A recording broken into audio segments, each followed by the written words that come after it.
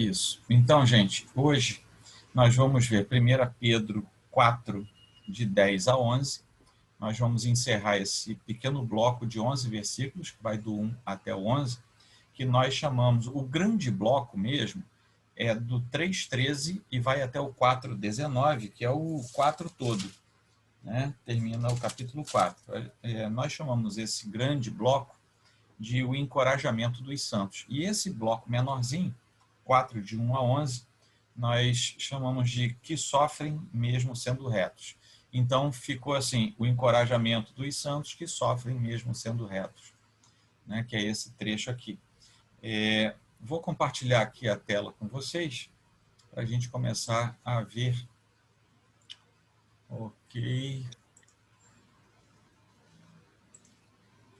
Vamos ver. Vocês estão conseguindo ver aí, gente? Tá? Tá tudo jóia? Então, vamos lá. Peraí. Ok. Bom, aqui, deixa eu só ampliar aqui para eu ver melhor vocês aqui. Ótimo. Vê se vocês vão continuar vendo a tela do estudo aí. Não, né? Tá. Ok.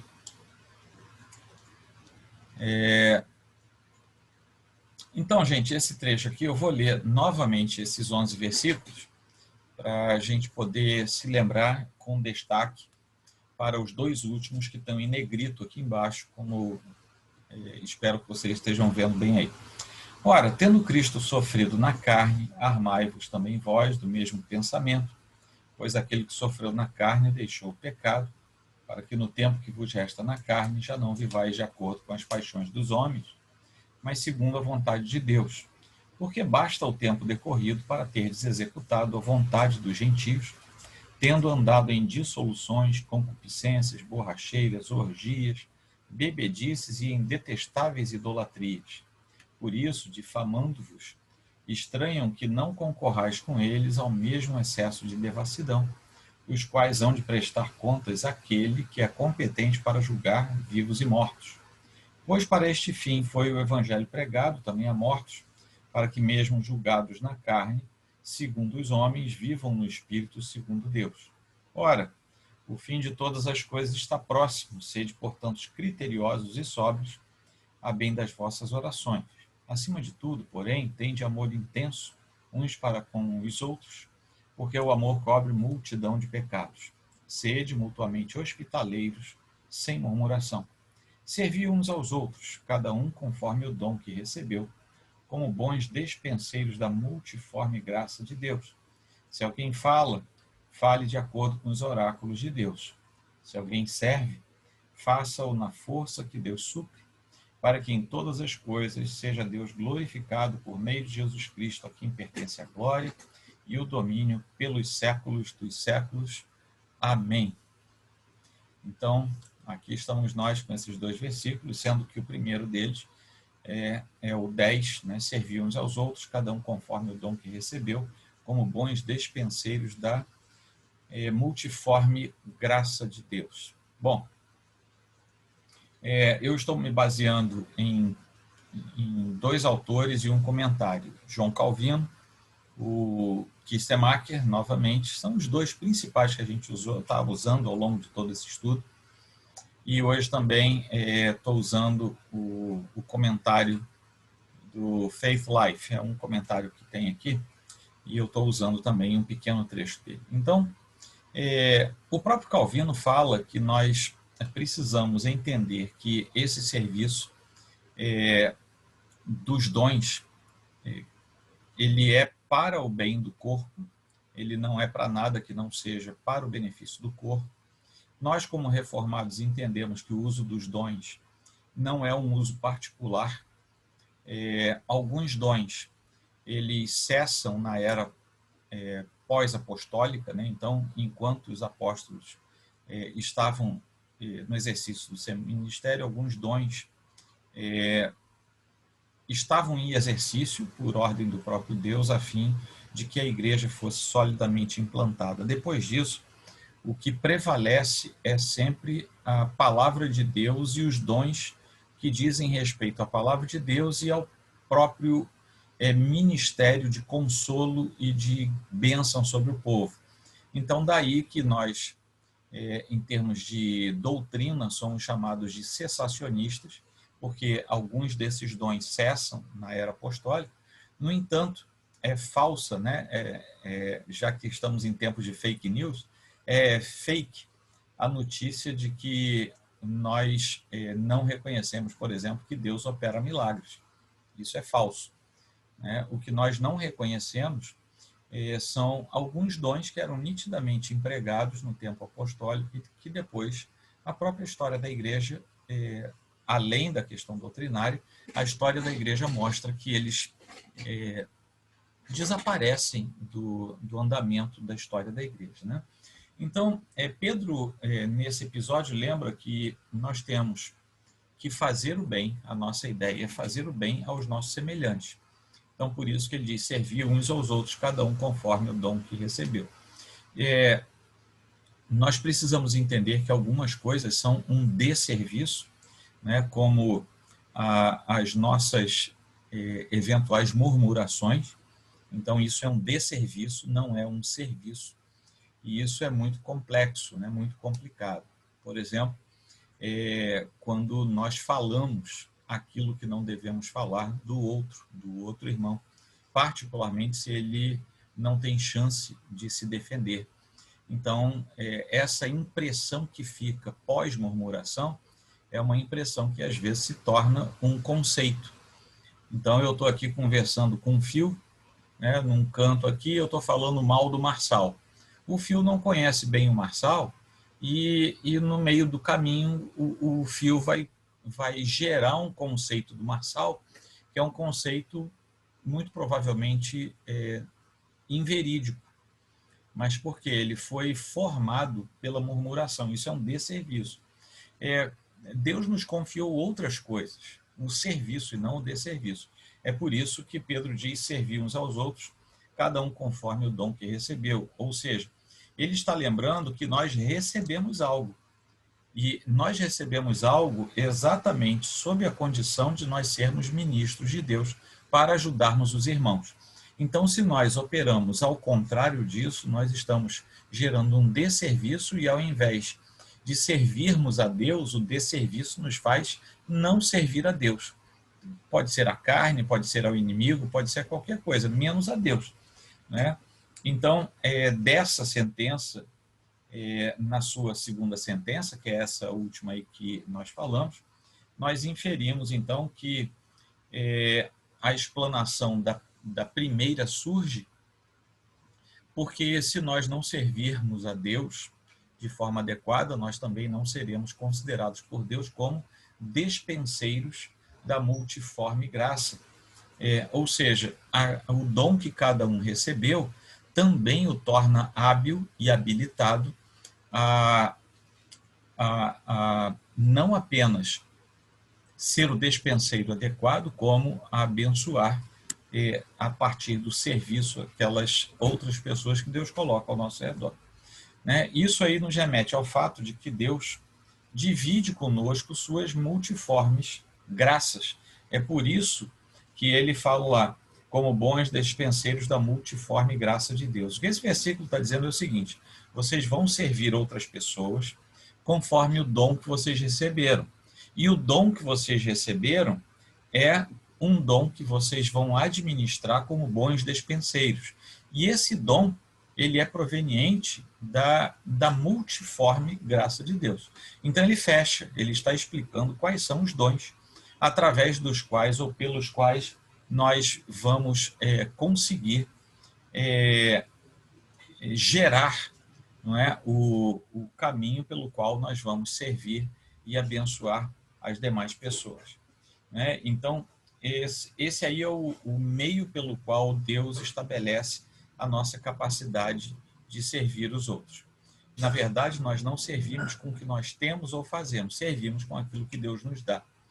Então, aí fica mais uma lição para a gente de 1 Pedro, que por mais que nós sejamos regenerados e tudo, aquilo que Deus nos manda fazer para o bem do outro não é algo que esteja em nós naturalmente, mas é aquilo que Deus nos dá para que nós ministremos aos outros no lugar do próprio Deus. Ou seja, isso é o serviço do corpo, né? Então, como nós somos corpo, ele é a cabeça, então nós servimos como sendo ele. E esse é o elemento que se estabelece ali para nós. Bom, os dons. Aqui Stemacher falando, em Romanos, Paulo discute os dons que os membros da igreja recebem. Ele diz o seguinte: tendo, porém, diferentes dons segundo a graça que nos foi dada. Isso casa direitinho, está lá em Romanos 12:6, isso casa direitinho com a questão de Pedro dizer que a multiforme graça de Deus é aquela que nós recebemos para ministrar aos outros. Paulo vai na mesma linha aqui quando ele diz que nós temos diferentes dons segundo a graça que nos foi dada. E são esses dons que a gente vai usar. São os mesmos sobre os quais Pedro fala, sendo que Paulo, na maioria das vezes, ele dá uma amplitude maior de conceito, né, para poder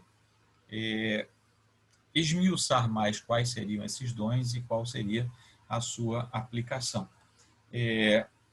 Um crente não pode criar esses dons e ele também não pode exigir esses dons. Paulo até fala, né? Você pode pedir dons, mas você não tem qualquer forma de garantia que Deus vá dar só porque você pediu, né? Então, isso por quê? Porque nós cremos que os dons não são para o uso pessoal próprio comum. Os dons são para o uso do corpo, são para o benefício amplo do próprio corpo. Então, Deus dá de acordo com a necessidade, e Deus dá não no sentido de pessoalidade, mas ele dá no sentido de corpo. Então, isso quer dizer o seguinte: quando nós falamos de dons miraculosos, por exemplo, Deus não vai estabelecer o dom da cura no Rafael, mas Rafael pode ser usado por Deus para que pessoas sejam curadas. Mas o dom é do corpo, o dom é da igreja e não do indivíduo. Tá? É a forma como nós entendemos aqui.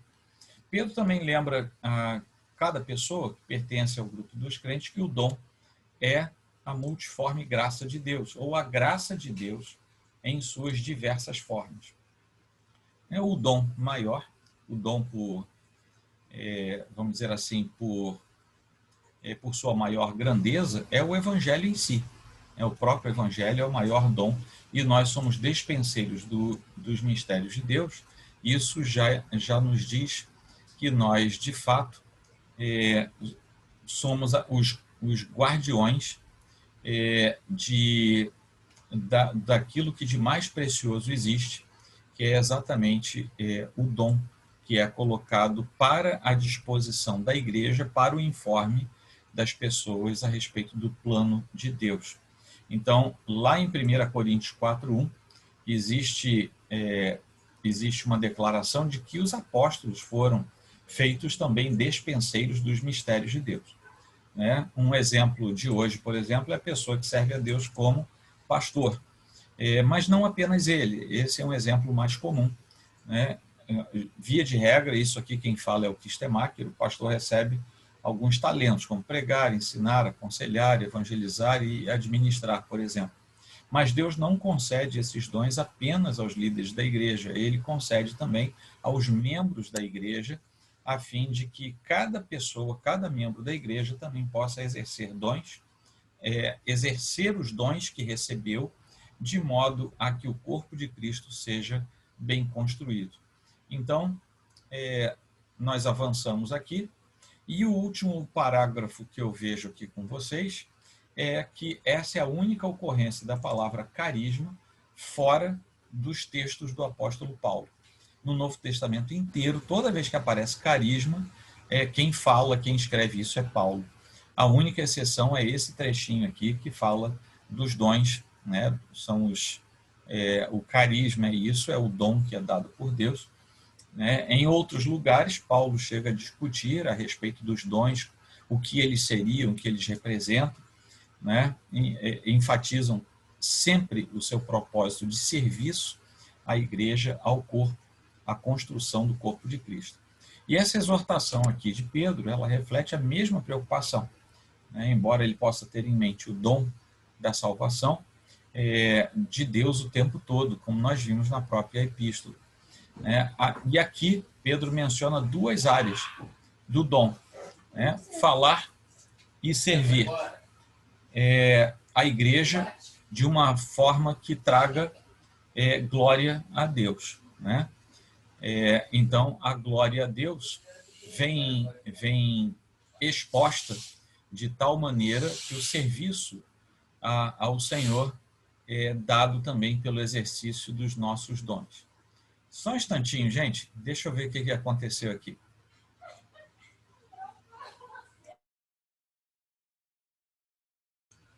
Entrou um morcego aqui em casa, gente. Não liga não, tá? Mas ele já foi embora. Versículo 11. Agora sem morcego. Versículo 11. Se alguém fala, fale de acordo com os oráculos de Deus.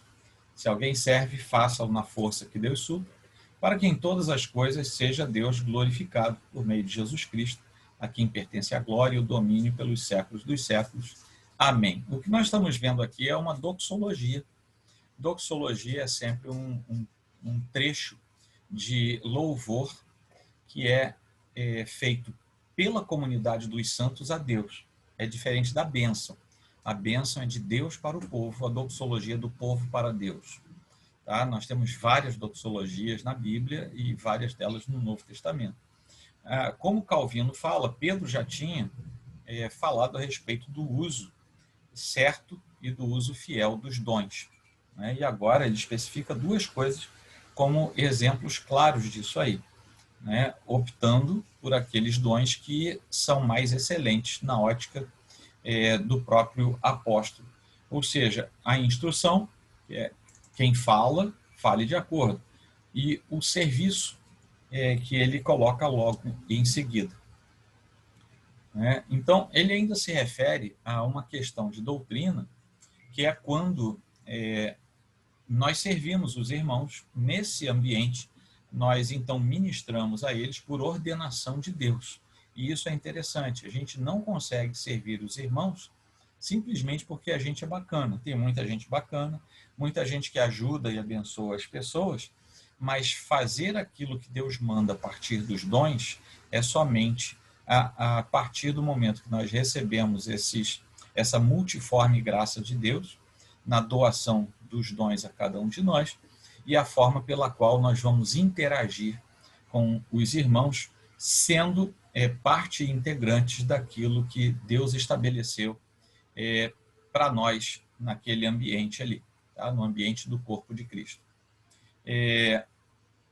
Para que todas as coisas, em todas as coisas, Deus seja glorificado. Nesse ambiente, o sentido é que Deus não nos adorna com os seus dons, ou seja, Deus não derrama dons sobre nós para fazer mau serviço. Pelo contrário, é para que nós façamos o bom uso, o bom exercício dos dons. Né? Por que isso? Porque um dom mal usado ele pode se tornar um ídolo na nossa mente e no nosso coração. Né? É muito comum em algumas tradições as pessoas serem conhecidas por seus supostos dons. Né? Fulano é um profeta, fulano é isso, fulano cura todo mundo. E aquilo ali, se o irmão dessa tradição ele não tiver um coração muito colocado nas mãos de Deus, aquilo ali fatalmente com o tempo vai se tornar um ídolo. Né? Ele vai construindo um pedestal no coração dele e aquilo ali vai se tornar um ídolo. Porque os dons não foram feitos para a gente usar para o nosso benefício, nem para a gente ganhar fama por causa dos dons. Os dons foram feitos para o benefício do corpo de Cristo e ponto final. Né? Essa é a utilidade. E para o bem do corpo. Ou seja, com isso aí nós nos tornamos instrumentos de Deus para o bem das pessoas, né? E não para o nosso próprio benefício, né? Não para o nosso próprio apreço, pelo contrário.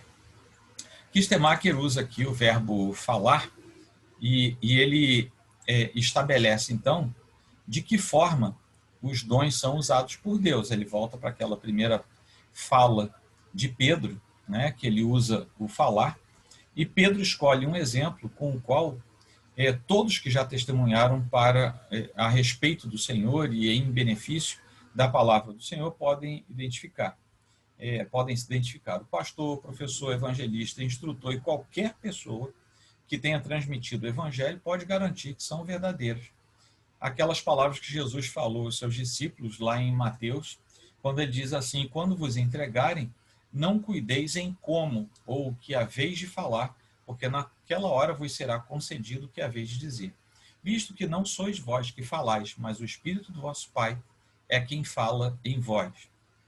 O Espírito Santo aqui está trabalhando em qualquer um que profira os oráculos, ou seja, a palavra verdadeira de Deus para edificar as outras pessoas. Qualquer pessoa que esteja pregando, ensinando, ministrando a palavra de Deus pode dar testemunho dessa forma de poder que vem através da palavra e da eficácia, da efetividade dos dons que acontecem